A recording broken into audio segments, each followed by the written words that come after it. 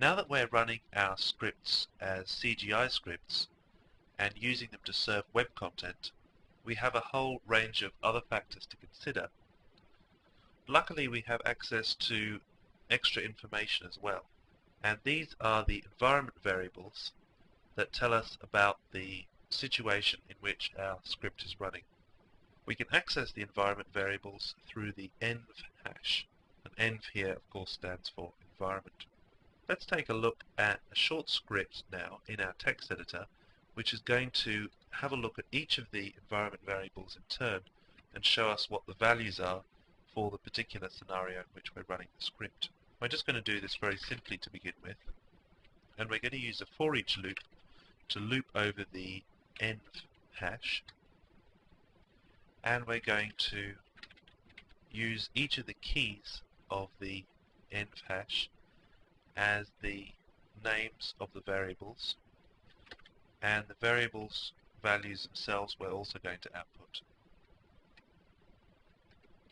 And we're going to output them very simply, line at a time. Also going to include br tag, HTML tag, so that those line breaks get formatted properly in an HTML context.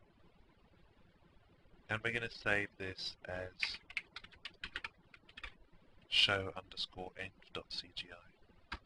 We move over to our web browser now and locate that file on our local web host. We'll get a set of different environment variables, and we can look through them here one in turn and see what each of them do. The query string is the variables that have been passed to the script. We'll be looking at that a bit more in the movies to come within this chapter, because these are to do with user input. The system root is the place where we can find all of the Windows executables and files that are needed.